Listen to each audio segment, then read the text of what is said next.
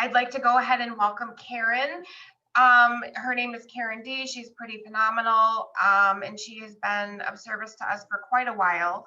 Sponsors many women, and I do encourage you to reach out to her, get her number if you need some love and support. She will shower you with all kinds of love and support. And here's Karen. Let's give her a round of applause. Hey, thank you, Christina. Thank you. This is fun. Thanks to everybody for being here today. I'm going to share a screen. I got something a little different today. Well, not that different. Let me see. I got the levels of friendship, but I also have the lazy loop of love. Let's see. There we are. Let me go to the beginning. I wrote this up one night. I have weird things that come to me in the middle of the night, and I'll tell you what came to me in the early morning hours in just a little bit. It applies to all of us. But the lazy loop of love, I started thinking about this, and it's not that I was incapable necessarily of having a good relationship. I was just lazy. I was too lazy to make sure I was healthy enough to have a relationship with someone. So I had a lot of temporary relationships, too many to count. If you are not a healthy person, your relationship is just temporary. The gift of working code, the code of steps is this: you will attract healthy people and be attracted to them as well. But here's what hit me at about, I don't even know what time it was this morning. It actually woke me up and I wrote it down. If they are not interested in your personality, what are they interested in? I started thinking about that, and you can use it for yourself too, for you and your relationship. If you're not interested in their personality, what are you in it for? For their looks, money, sex, friendship, whatever it is. Kind of, if you're in a relationship right now, just take a minute and ask yourself that question, being as honest as you can. And don't hate me for it. One of the first questions I'm usually asked as a sponsor is, are you going to make me leave my boyfriend? No, I'm not going to. If you take this program seriously and work all of the 12 steps, you might make the decision to go. You probably will. If it's not working out for you, if it's not a good relationship, you're going to go, and it's going to be time for you to go and get with somebody that's a little bit more healthy. The long answer: you're going to change your perspective as a result of working the steps. This might incline you to leave your partner, and it might not. If you do split, it's the right thing for both of you. As a result of working the code of steps, the people around you will adjust to your new self, or they won't. This is a tough period. I don't know how many people have experienced this so far, but when I started working the steps and started drawing, even small boundaries on people, they really didn't like it at all. I had a role to play with them. They weren't interested in my personality. They were interested in what I could do for them, whether it be service positions or work overtime or whatever it is.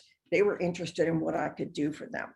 And when I started drawing boundaries, I got a lot of feedback on it, a lot of negative feedback, but that's okay. All I did was just keep repeating myself. Thank you for asking, however, and stick with my guns. And they eventually stopped asking me that kind of stuff and stopped assuming that I would still be the scapegoat or the go-to person in any problem that they have. What was that I heard one time? Lack of planning on your part does not constitute an emergency on my part. I like that. Sew that on a pillow. Okay, holding on to an unhealthy relationship for any reason can keep us stuck in a loop. Let's see if you're familiar with this. Stage 1, euphoria, validation. I'm worth something. Wow, somebody's interested in me. Holy cow. Stage 2, reality, and a little bit of fear comes in. Reality, this might not be who I thought they were. Stage 3, self-doubt and excuses. Oh, maybe I'm not good enough for this person. Well, they were mean to me the other day, but they must have had a bad day at work. Stage 4, realization and decision. Realization, I've made a mistake here. Either they break up with you or you break up with them. And then it's right back to stage 1, euphoria and validation with the next person. They might be wearing different clothes, but they're the same person. So how are you going to get out of this? At some point during this loop, the relationship ends. Unhealthy people hang in there until it's completely dead. Then find a new person and repeat the loop. Don't be lazy. Work the steps and get out of there. Once you work the steps, you will not be attracted to those people anymore. You're going to see the red flags and the signs. It's a sign. You're going to see them a lot quicker. And rather than just make excuses for that person, you're going to go, maybe it's time to move them back a little bit on my level of friendship for them, which we're going to talk about in a minute. So euphoria and validation, this was my favorite. It's that effect that's produced. It's like adrenaline, and it makes you feel so good. It's brand new. And this is the person right here. This is the guy I've been waiting for. Yes. Red flags are excused or dismissed using denial. The patterns are really, really big in here. They're very important. So you deny that there's anything wrong initially, making excuses for him. The first time I went on a date with one guy, he drove my car because he didn't have one. Okay, red flag. And he drove my car and drove it so badly, he popped up onto a curb, busted one of the tires, busted the rim. But I excused his behavior because he was just being nervous. He was nervous. I don't do that anymore. I don't attract those people anymore. This is the only stage where I felt lovable and valued because I've made up the entire relationship. You don't know anything about this person. So far, you met their representative. That's who they want you to know. And I've decided who this person is, and it's going to be different this time. It's going to be wonderful. No matter what's going on, I'm going to make this work. And then stage 2 comes in, reality and fear. Uh-oh, this feels familiar. Euphoria has worn off and I'm uncomfortable. My attempts to fix my partner, who I thought he or she was, wait a minute. Attempts to fix my partner into who I thought he was have failed. So I began to change myself to conform to him or what I think he wants. There's compliance. And it shows up so I can be whoever he wants me to be. No problem. I can go along with whatever you want to go along with, just don't leave. I decided to ignore that small voice I keep hearing in my head. Avoidance comes in handy here. Also some denial. That's very handy. Stage 3, self-doubt and excuses. The doubt is back. How can I get back to stage 1 where it seems so perfect? What have I done? What have I done wrong? Low self-esteem comes with this one. I start making excuses for their behavior so I can convince myself that everything is okay. I'm just overreacting. It was not that bad. I've seen worse. And also I make excuses for them and pretend that everything is my fault. So if I just behaved better, then the relationship would be on track to be wonderful. Stage 4, realization and decision. It's undeniable the relationship is over. He or she or I leave. I examine the relationship at length to find out what I did wrong so I can control and make a plan for my next relationship. I call it a post-mortem. Or I can stop being lazy and go to work on myself right here. Or I can go right back to stage 1, euphoria and validation with the new person that comes by. And this was over and over and over and over, and I could not figure out what I was doing wrong. Well, I wasn't doing anything wrong. I was with the wrong person because I wasn't qualified to have a good relationship. None of these stages is healthy, not even the first one where you feel really good, because it's a lie. In the first part of the loop, they've introduced you to who they want you to think they are, and you have introduced them to who you want them to think you are. It's your representative that they're meeting. It takes 90 days to drop that behavior and be who you really are. Get comfortable and drop all the pretense and be who you really are. That's when the problems start. That's usually when part 2 comes in. Once you recognize your loop, your next job is to work the steps and work the steps. If you have to work them 20 times over, that's fine. Just find out why you allow this. They are not the problem. You are the problem. I love this saying, you can't blame a clown for acting like a clown, but you can ask yourself why you keep going to the circus. Imagine being loved the way you love. That sounds good for about 3 seconds. Okay. The way I love is fearful. or the way I loved before I got into Coda. It was very fearful, very clingy, very jealous, very concerned, very compliant, very tenuous. It was shaky. It was hanging on by a thread all the time. And I was constantly looking for a little bit of validation. If you said even one little thing that sounded like it might be a little bit of like or love or something, I would take that and blow it up into a bouquet of roses in my head. How is your imagination making this situation seem okay? You know, that Prince Charming thing, the person you met initially is gone. So now you're going to see that person who he really is. And I hope you do. If you're in a bad situation right now, take a stark look at that person. Remember, you might have this person as a 6, and they might have you as a 3 or a 1.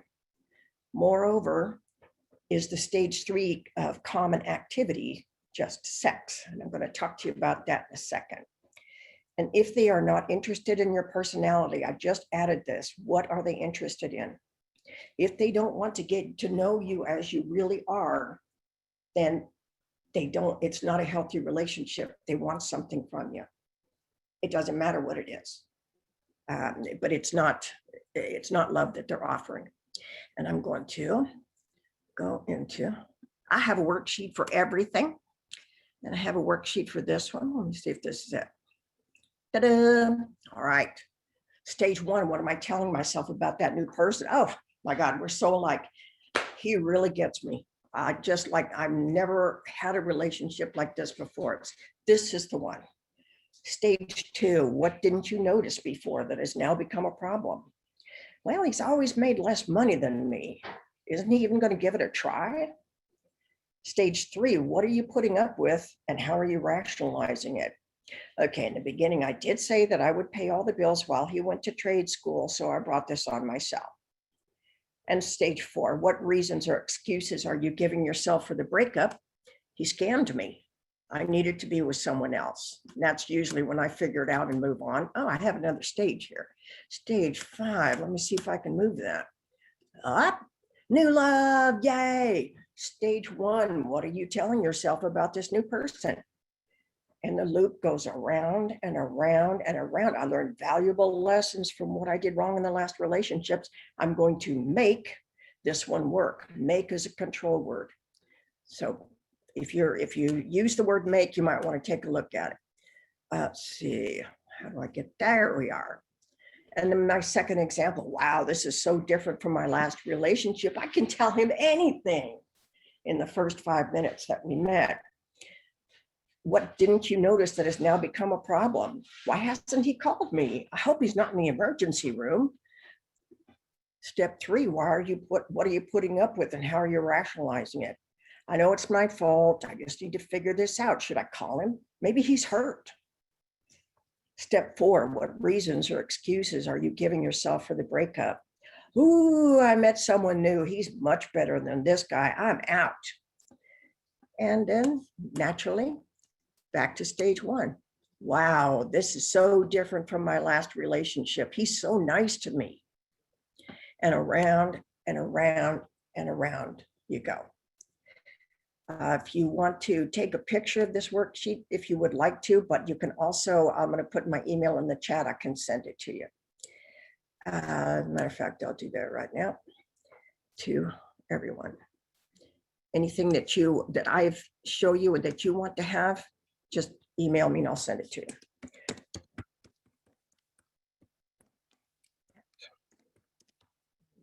Did I do that right? No, I did not.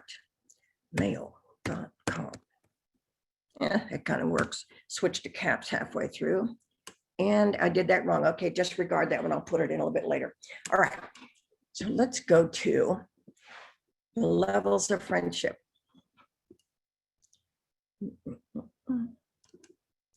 See if I can bring this up. Come on. Oh, that's right. New share. And levels. Right. Here we are. Okay. Levels of friendship. This is something I never knew about, never thought I needed to know about. My sponsor gave me this. She called her circle of friendship. And it was the same thing, 6 different levels. There are no zeros ever. Everybody in the world is at least a 1. So I can't cancel anybody. But she gave me this and it broke down to me that I was actually starting people at a 6, at a committed partnership, when they should have been started at a 1. Everybody should start at a 1 or a superficial relationship, and then move on to casual familiar. And then if they qualify, then companionship. And after they pass that qualification, of course, friendship. If they move on to a romantic relationship, that's a number 5. And a number 6 is the big banana. He's the one. He or she is the one that you're going to spend the rest of your life with. They're on the same level you are, not necessarily like intellectually or anything like that, although that helps. But you're both healthy, you're both interested in each other, and just really wanting to be happy, I think, is the different one. All relationships start in the number 1 superficial level. Most relationships will remain here, and that's not bad. Each one of these numbers is a good relationship. It's just different from the other ones. Each level is unique, and each level can be a healthy relationship. As long as you've got the right people in the right spot, you're golden. It is never the goal to move anyone forward. Each person will drop into a category depending on their behaviors, and they'll stay there. Now, you can move people around forward and backward depending on their behavior and depending on whether you feel like you want to get closer to this person. That's okay. They're not, once you put them there, that's not where they're always going to be necessarily. But yeah, there's a missing everything from my email address. Don't write that down. I'll put it on there in a sec. All right, levels of friendship. All relationships, every single person in the world starts in the superficial or number 1 level. Most relationships will remain here. Probably 95% of the people you've ever met are going to be superficial. It's not a negative. They're just people that you interact with. That's all. Each level is unique. Each level can be healthy. It is never the goal to move people forward. Each person will drop into their own category. Superficial, a formal public relationship with all the people in the world, cashier, bank teller, mail carrier. We engage in courteous communication on neutral topics. No expectations, no obligations. If we are considering having this relationship move forward, we begin to observe and evaluate the person. Most people will stay here, and that's okay. You don't need to tell the mailman your entire history. They don't care about that, and they don't need to know that. I told everybody everything. Not required. Number 2, casual and familiar. This relationship is based on common ground such as work, school, 12-step program, something like that. This is a crucial stage for determining whether to move this person forward. Share basic information. For example, I have 3 sisters about yourself and watch what they do with it. Look for and don't dismiss or excuse red flags. This is the area, the number 2 area where it's casual and familiar, that you really want to get to take a look at this person. How do they treat animals? That's my big thing. If I see anybody kick a cat, that's grounds for dismissal. They're in the no-go category. How do they talk about their ex? She's a whore, she's a this, she's a that. They're going to talk the same way about you when you break up. And also, if they talk really bad about the women that they've known and things like that, and call them horrible names, and for men, obviously, this is going to be for the women in your life. How do they talk about them? What was wrong with that previous person that they all of a sudden had to get rid of? You know what?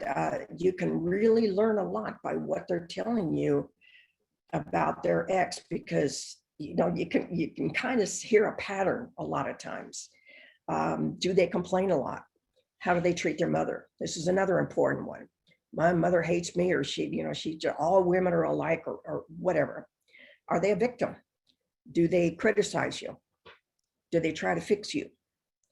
Or do they try to conform to you? Maybe they're codependent. Remember, so far you've only met their representative. This is the person they want you to think they are. It takes about 90 days for people to drop their guard and show themselves. Wait for it. Don't move them in. Please don't do that. I've done that a lot of times, and just untangling that stuff is another move. I moved a lot. So next one, number 3, companionship. A common interest brings you together, like ski buddies, movie friends, etc. This is not a romance category, but neither is number 2. These are just good friends. I would say drop the tag of girlfriend, boyfriend. Oh, this is my boyfriend. This is my girlfriend. This is my friend.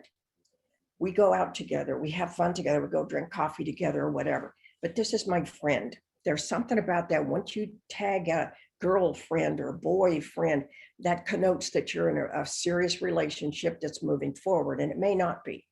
So especially at this time in your relationship, you are only dating and going out and having fun and stuff like that and getting to know the person. You're not, picking flowers and tuxes and things like that. Get to know each other during this time. If there's anything squirrely about that person, leave them here. Leave them here forever if necessary. Sometimes you'll see an anomaly with people. They'll have a bad day and they'll cuss, and you've never heard them cuss before. That's not bad unless they start cussing all the time. You know what I mean? Look for a pattern of behavior. These people have proven themselves safe with basic information, so share something personal. For example, my stepdad was abusive to me and my sisters, and observe if the conversation flows both ways. Do not move people forward until they have exhibited safe behaviors. If they don't, keep them here and enjoy a casual relationship. This is a great one. This is a great relationship. You've got no obligations, no expectations at all, nothing. You're just going out, having fun, going to a movie, going skiing, whatever, and having a good time with a friend of yours, and that's it. You're not looking for romance of any type. Did somebody else tell me about my email? Thank you so much, whoever cleaned that up. I appreciate that. Somebody knows my email. Yes, All right, now. I will be your assistant and put your information in the chat for the rest of the day. Nice, my cleaner upper. I got you, girl. Okay, see, I need somebody like that around me 24/7, just in case. All right. Number 4 is a very serious decision. If you've really enjoyed somebody's company in the number 3, you've been in social situations with them, you've been not romantic with this person, but you've gotten close to them, you're talking to them and things like this. Now, after they've gone through 3 qualifying rounds, number 4 is friendship. That's the first time the word friendship comes up. It's a partnership between 2 people who like and value each other equally. This is the most important thing that I can stress. It seems like all of my previous relationships were up or down, not equal. You need to meet in the middle. My boyfriend has a lot more money than I do. So the way we work that out is we're going to a 5-star restaurant, he buys. If we're going to McDonald's, I buy. Sort of a sliding scale. You see, makes us equal. And we've worked that out. These people have shown the healthy behaviors you looked for in the first 3 types of relationships. They have proven themselves trustworthy with personal information, so risk sharing some private information. For example, my stepdad molested me and my sisters with them. Or you spend more time with this person, and it feels closer from all the other people you know. Keep most good friends here. Christine, would you fix up my flub and put the word time right here between more and with when you get a second? And spend more time with this person. I don't know what happened. Number 5. Okay, this is very serious now. Number 5 is an intimate. Now we're talking sexual and romance. This is 5 layers that you've gone through that this person's had to qualify. And see this, here's the difference. Before, it didn't matter if I liked the person. It only mattered if they liked me. If they paid attention to me, they were my new boyfriend. That was it. And we were off and running. It didn't matter what they were like after that. I made excuses for them and used denial and all my other clever tricks to keep that relationship working and to convince myself that it was a good one. This one is where I usually started people, an intimate, loving relationship. This is a mutually deep friendship. I can't tell you enough how important it is to be friends with this person. And like I previously, like it came to me like 4 o'clock this morning, if they're not interested in your personality, they're interested in something else. They want something from you. And it's probably not friendship. With shared passions, trust, and respect. Your sponsor will often fit in this group while you're running the steps. Maybe afterwards, if you're geographically not close or whatever, you might not have a number 3 even relationship with this person because you don't hang together. Sponsorship's a little bit different than regular relationships. When you discuss deeply private information, you know your privacy will be respected. Time spent together builds even more trust and respect. You can take bigger risks with each other. This is the stopping point for a select few close friendships.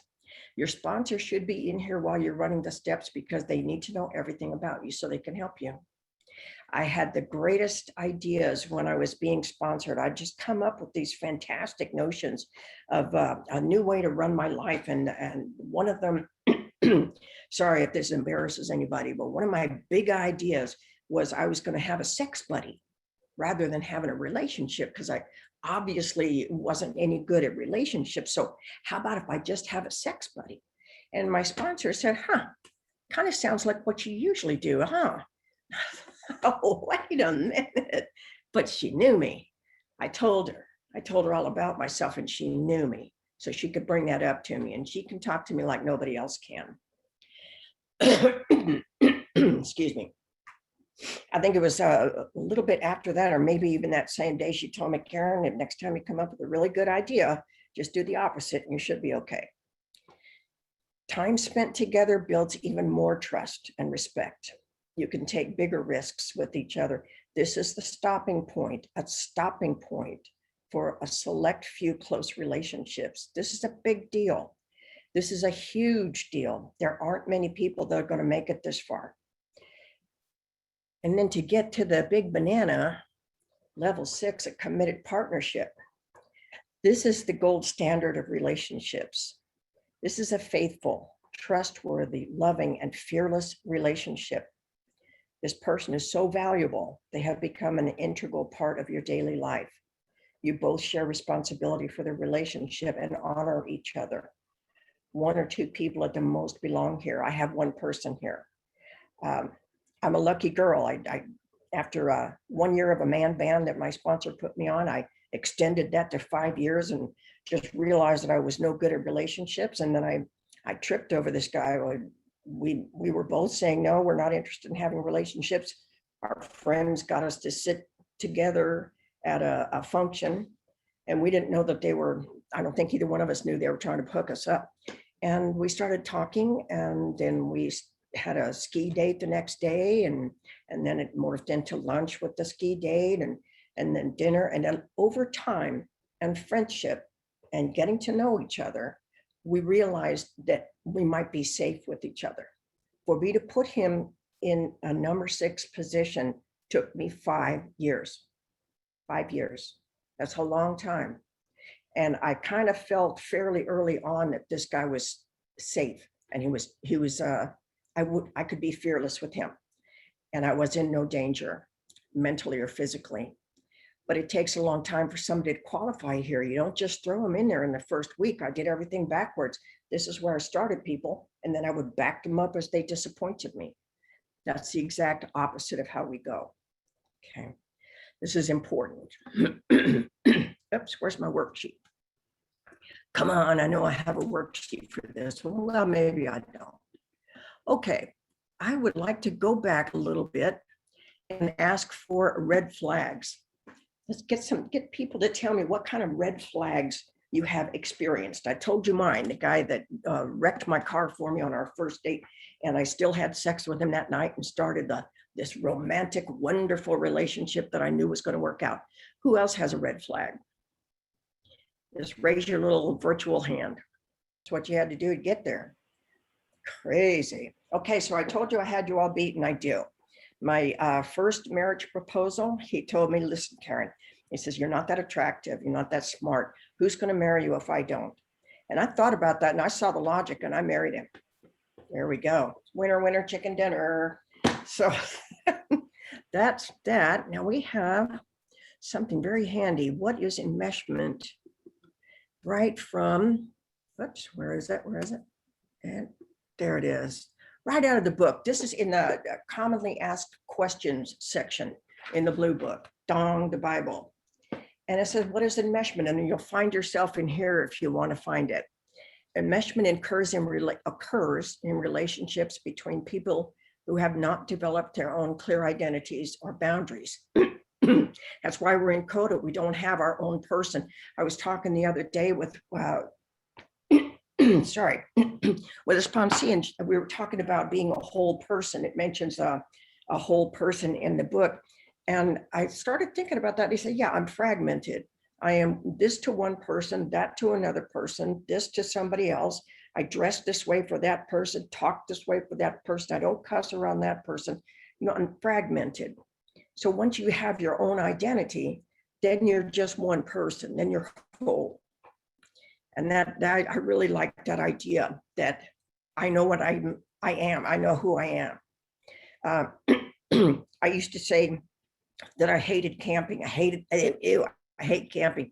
And it really wasn't that I hated camping. I hated the people I was camping with. You know, it's a big difference. My family was there and there were no actions. There was no football on the television. We're all in this thing 24/7 together, and I hated it. Then when I went to later on, didn't love the camping part and all that. It was hot, but said I did. Each wholeness and self-worth is intertwined with those of another person. It is as if there were just one identity, and it is difficult for either to function fully without the other. When we look to another person to define our values and we accept their needs, their feelings, or their opinions as our own, we are enmeshed. I used to wait until somebody gave me their opinion so I could either, yes, that's what I think too. If somebody asked me, what's my position on this or that? I said, well, what's your position? Oh yeah, me too. Because I didn't want to go against them. I just really wanted to be like them so there would be no problems. I didn't want to have anything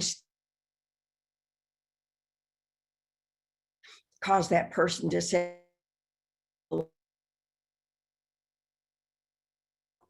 so I did some amazing,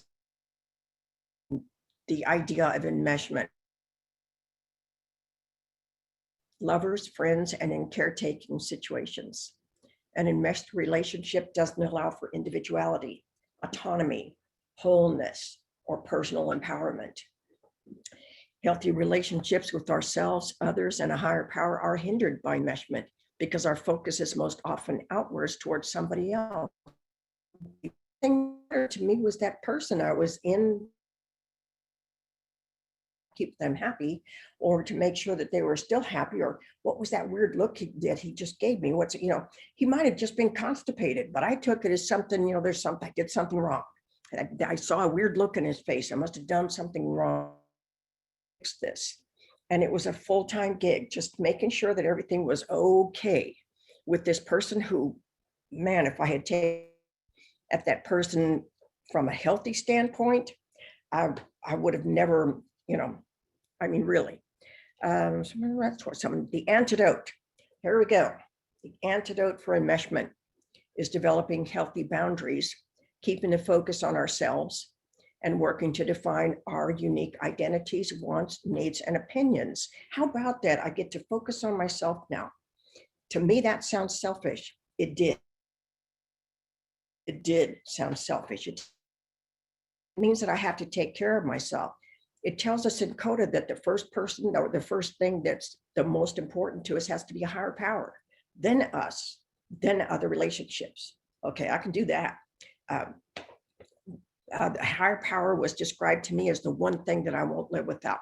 The one thing in my life that I will not give up, I will not put down, I will not live without That's my higher power. Could be alcohol, could be a car, could be a boyfriend, could be anything. The one thing, could be a job, the one thing that you spend most of your time thinking about or trying to make sure everything's okay about, that's your higher power. And it's unfortunate because while you're doing that, you're not yourself at all. You don't have any, your own needs aren't being met, your own wants, you're not autonomous, your opinions don't matter. It's all focused on this other person. Maintaining a relationship with our higher power and participating in CODA meetings and using the 12 steps and 12 traditions in our relationships with others all help us let go of our enmeshment behaviors and become our authentic selves. How about that? I didn't know who I was. I didn't really know what I liked, what I didn't like. I finally found out my favorite color is purple. It used to be black because, I just assumed that everything was black, but I didn't know if I liked camping or not. I didn't know a lot of things. I used to lie to myself all the time. I'm not a good gardener. As a matter of fact, I would just say, no, I kill plants. I can kill a cactus. And I actually have done that. But so my sponsor got tired of hearing this. And for Christmas, she bought me a plant. And I'm like, God, this thing is doomed, right? But I took really good care of that plant.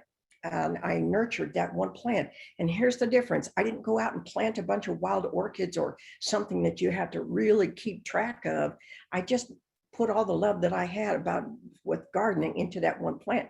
And it grew up and bloomed beautifully. And it smelled so good. It was called a paper white. And it just flooded the whole area with this beautiful smell. It made me so happy.